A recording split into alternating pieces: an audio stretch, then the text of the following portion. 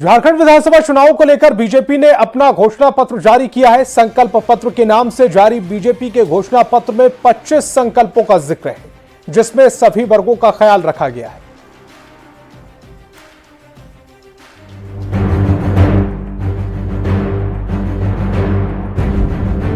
बस कुछ दिन और 13 नवंबर को झारखंड विधानसभा चुनाव के पहले चरण की वोटिंग होगी, लेकिन इससे पहले सभी दलों ने जीत के लिए एड़ी चोटी का जोर लगा दिया।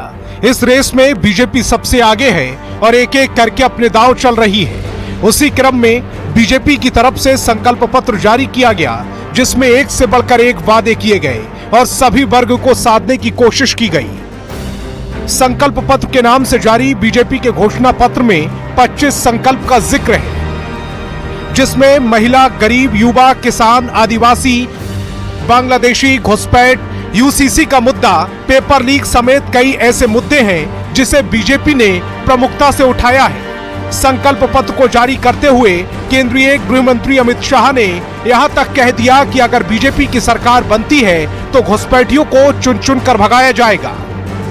झारखंड का ये चुनाव झारखंड का भविष्य सुनिश्चित करने का चुनाव है।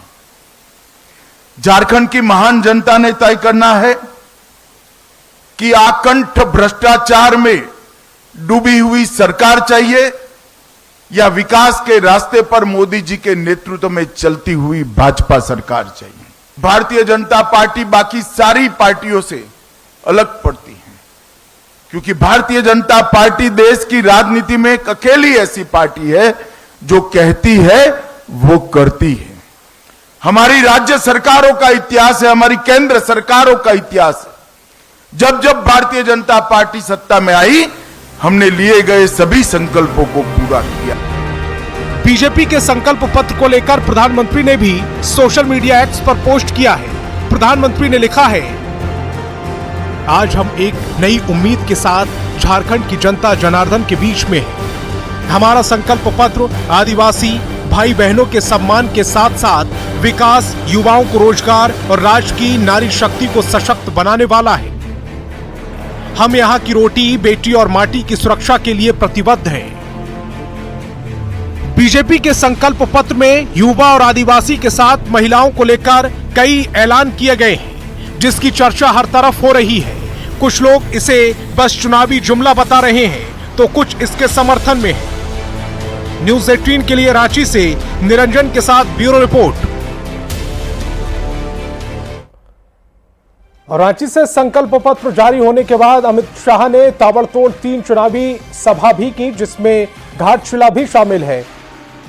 धाल भूमगढ़ में अमित शाह ने चुनावी सभा के मंच में हेमंत सरकार पर जमकर निशाना साधा और झारखंड में परिवर्तन लाने का भरोसा भी दिया।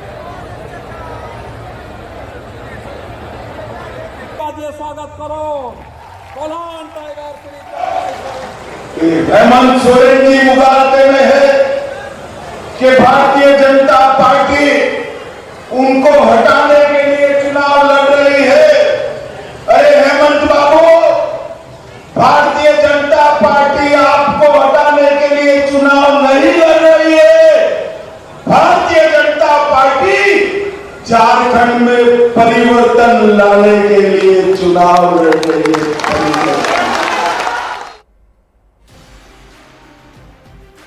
अमित शाह ने हजारीबाग के बरकट्टा में भी चुनावी सभा को संबोधित किया और हेमंत सरकार में हुए भ्रष्टाचार के लिए जमकर निशाना साधा। अमित शाह ने कहा कि चुनाव बाद बीजेपी की सरकार बननी ही है। राज्य की हर महिलाओं को महीने की 11 तारीख को उनके खाते में 2100 रुपए आ जाएंगे। युवाओं को नौकरी के संकल्प को भी 1 साल के भीतर पूरा किया जाएगा।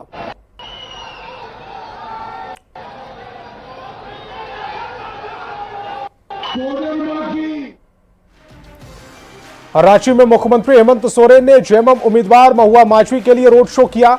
सरकार के काम के आधार पर वोट मांगे। रांची सीट पर महुआ मांझी की टक्कर 6 बार के बीजेपी विधायक सीपी सिंह से है।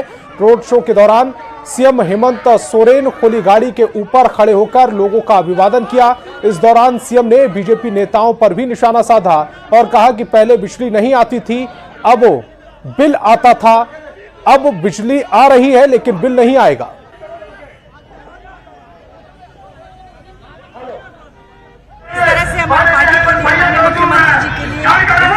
और इस बार कुछ होगा चमत्कार? बिल्कुल, इस बार रांची भी हमारा और पूरा झारखंड मुक्ति मोर्चा महागठबंधन। जिसका ना हक बनता है ना अधिकार बनता है, वो भी आकर के कुछ ना कुछ बोल जाता है।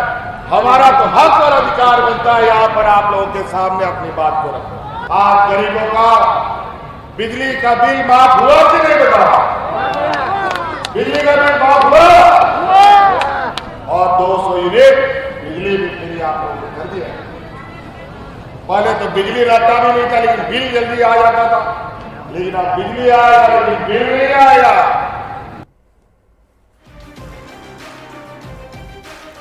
और चुनाव प्रचार में सीएम हेमंत सोरेन के साथ साथ उनकी पत्नी कल्पना सोरेन भी जमकर पसीना बहा रही हैं। चाईबासा के बचगांव में कल्पना सोरेन ने निरल मूर्ति के लिए चुनाव प्रचार किया। इस दौरान न्यूज 18 से खास बातचीत में कल्पना सोरेन ने हेमंत सरकार के काम की चर्चा की और बीजेपी के संकल्प पत्र को जुमला करार दिया।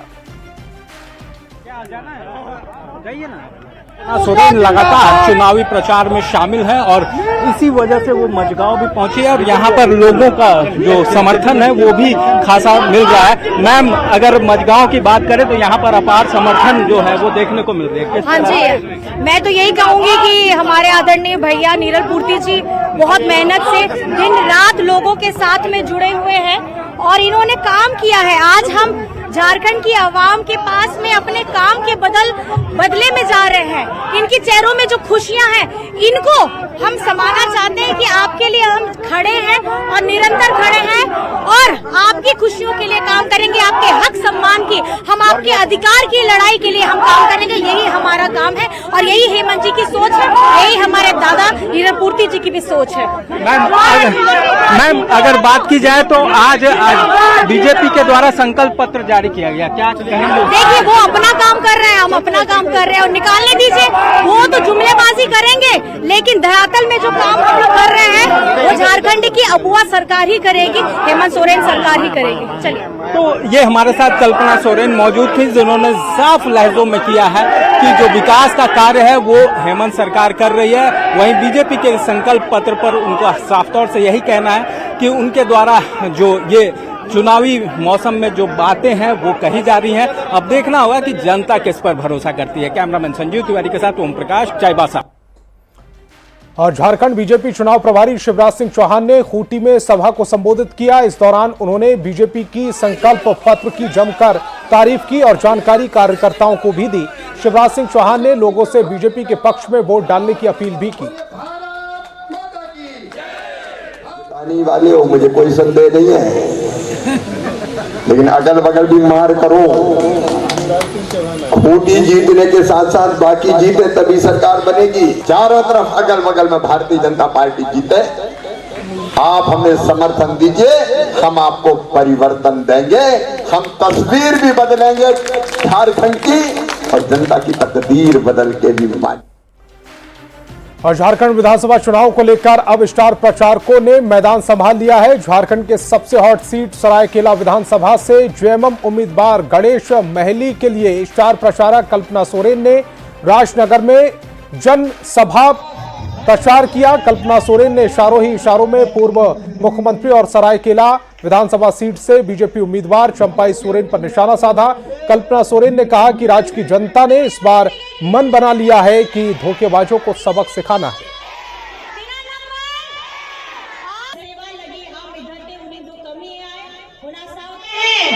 अपने राज्य में ही बहुत सारे पूर्व मुख्यमंत्री हैं, लेकिन ये सोच रहे हैं कि हेमंत सोरेन जी को ये लोग डरा देंगे। ये सिपाही धोखा बर्दाश्त नहीं करता है, ये जनता धोखा बर्दाश्त नहीं करती है। अगर झारखंड की जनता सरायकेला की जनता के साथ धोखा हुआ है तो इस चुनाव में हमारी जनता साथ देने वाली है कि धनुष का जो सम्मान आपको करता था वो सम्मान आपको गणेश माली करेगा। जो मदद हम लोग को करता था उससे ज्यादा मदद हम लोग को गणेश माली करेगा। इसके लिए हम लोग का मिशन गुरु श्री सोरेन और हमारे राज्य के युवा हृदय सम्राट हेमंत सोरेन जी ने बहुत चिंतन मंथन करके आप लोगों के बीच हमको भेजने का काम किया है। जेएमएम भी लगातार चुनाव प्रचार में जुटा है। गुमला के चैनपुर में सीएम हेमंत सोरेन ने सभा को संबोधित किया। इस दौरान उन्होंने बीजेपी पर जमकर हमला बोला। हेमंत सोरेन ने कहा कि झारखंड में ना यूसीसी लागू होगा ना एनआरसी होगा, यहां सीएनटी और एसपीटी रहेगा। सीएम ने जेएमएम उम्मीदवार भूषण तिर्की के पक्ष में वोट की अपील की।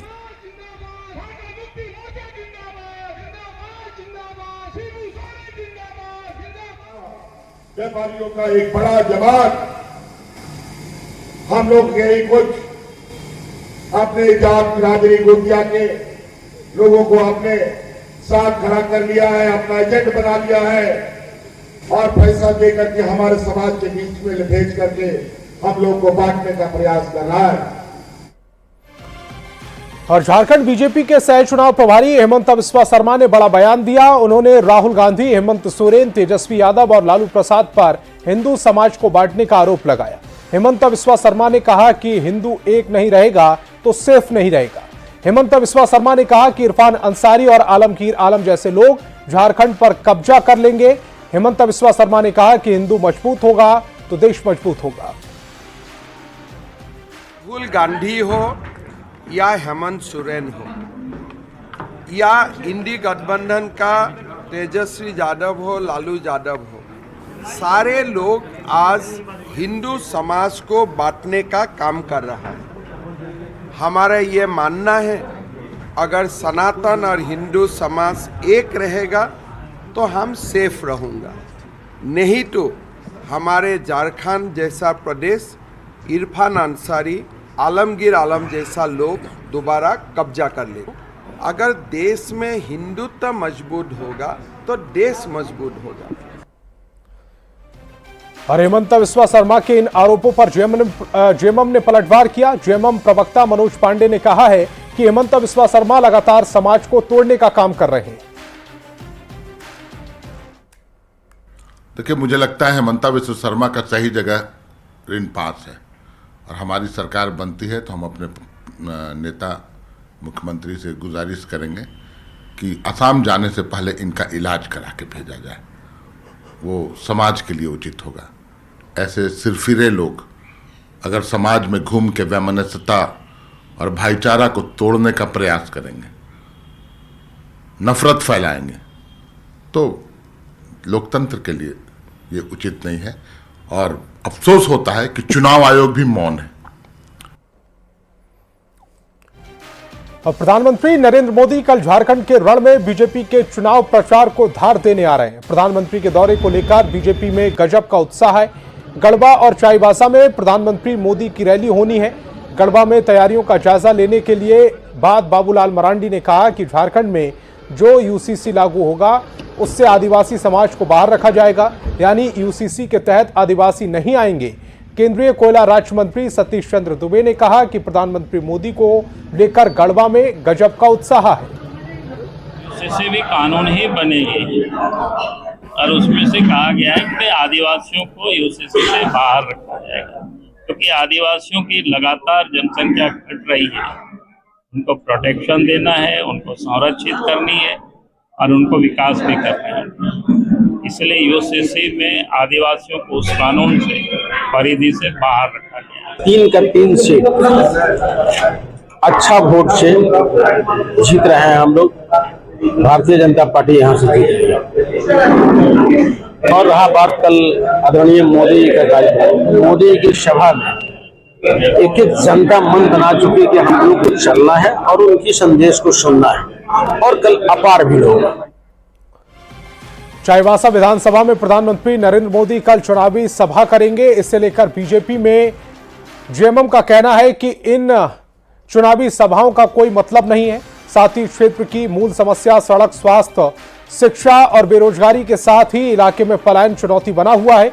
इन्हीं सब मुद्दों को लेकर झारखंड सरकार के मंत्री और वर्तमान जेएमएम दीपक बरुआ से बात की न्यूज़ 18 संवाददाता ओम प्रकाश ने। झारखंड की जनता किसके सिर ताज सजाएगी ये फिलहाल भविष्य के गर्त में है, लेकिन कोल्हान में जो लड़ाई है वो काफ़ी जानदार हो रही है और कहीं ना कहीं इन तमाम चीज़ों को लेकर तमाम प्रत्याशी जो हैं वो अपना पूरा दमखम दिखा रहे हैं। इस वक्त हमारे साथ जो राज्य सरकार के मंत्री भी हैं और साथ में चाईबासा के प्रत्याशी दीपक बिरुआ जी, सीधे उनसे जानने की कोशिश करते हैं।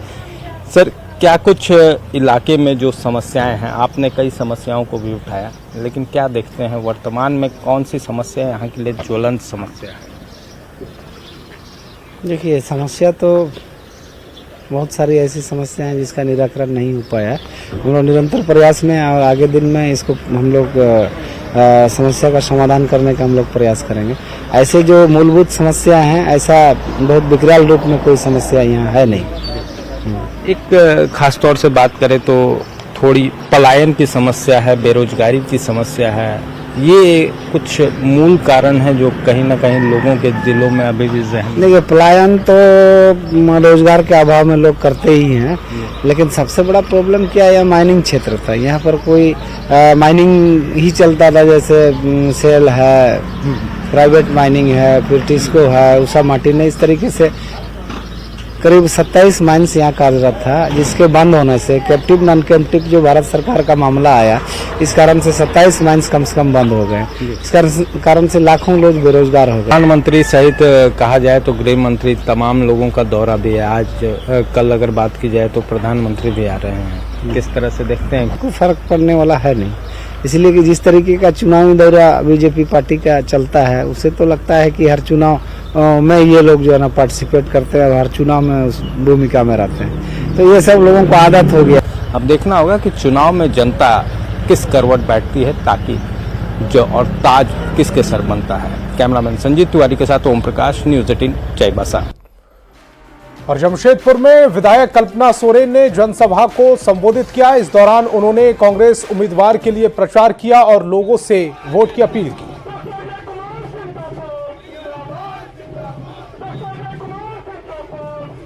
बीजेपी की पहली सरकार आती है, उन्होंने क्या किया? उन्होंने हमारे पिछड़ों का आरक्षण जो 27% था, उसको घटा करके 14% करने का काम किया। और ये दूसरे राज्यों में आपको चिंता होनी चाहिए, ये दूसरे राज्यों में अभी भी 27% है, लेकिन झारखंड में इसको घटा करके इन्होंने 14% का काम किया है। आज ये सवाल पूछ रहे हैं हमारे भाई लोग कि हमारा हक, हमारा अधिकार, जब ये बात करते हैं केंद्र में कि समग्र विकास होगा, तो झारखंड को पिछले पायदान में रखने का काम क्यों करते हैं? और लोहरदगा में विधानसभा चुनाव को लेकर अब वोट बैंक की सियासत तेज हो गई है। बीजेपी के नेता हिंदू वोटर को साधने के लिए सभाओं में जय श्री राम के नारे लगा रहे हैं, तो दूसरी ओर लोहरदगा से कांग्रेस उम्मीदवार डॉक्टर रामेश्वर उरांव मुस्लिम वोटरों को साधने के लिए इंशाअल्लाह अल्लाह का नारा लगाते नजर आए। रामेश्वर उरांव ने कहा कि राज्य में सरकार बनाने के लिए एक एक सीट मायने रखती है और लोहरदगा बहुत ही महत्वपूर्ण कड़ी है सरकार बनाने के लिए, और लोहरदगा बहुत ही महत्वपूर्ण कड़ी है सरकार के निर्माण में, सरकार के गठन में। तो महत्वपूर्ण है लोहरदगा के जीतना, और इंशाअल्लाह कांग्रेस पार्टी जीतेगी इस सीट को। पीएम मोदी के गढ़वा आगमन पर गढ़वा विधानसभा से जेएमएम उम्मीदवार सह मंत्री मिथिलेश ठाकुर ने जुबानी हमला बोल दिया। मिथिलेश ठाकुर ने विपक्ष पर निशाना साधते हुए कहा है कि जनता अब हथकंडों पर जुमलेबाजी पर विश्वास नहीं करती है, अब उन्हें विकास चाहिए। जनता को सड़क, बिजली, पानी, पेंशन जैसी सुविधाएं चाहिए जो हमारी सरकार दे रही है। हथकंडों पर, अब जुमलेबाजी पर अब जनता का भरोसा पूरी तरह से उठ गया है। अब जनता को विकास चाहिए, हक अधिकार चाहिए, और उससे बौखला गए हैं यहाँ के जो जितने भी जनप्रतिनिधि रहे हों, चाहे वो हमारे 10 साल वाले हों, 17 साल वाले हों। अब उनकी बेचैनी अब दिख रही है, क्योंकि आज तक जनता को छला गया, यहाँ ठगा गया। यहाँ खबर रामगढ़ के मांडू वन क्षेत्र से है, जहां लाइयो उत्तरी के गांव छदवा में 22 से अधिक हाथियों का झुंड लगातार उत्पात मचा रहा है। झुंड ने खेत में लगे धान की फसल को रौंद दिया और सब्जी की फसल खा गए। हाथियों के झुंड की वजह से ग्रामीण दहशत में हैं। ग्रामीणों ने वन विभाग को झुंड के आने की सूचना दे दी है। तो जोहार झारखंड में फिलहाल इतना ही। आप देखते रहिए न्यूज़ 18 बिहार झारखंड।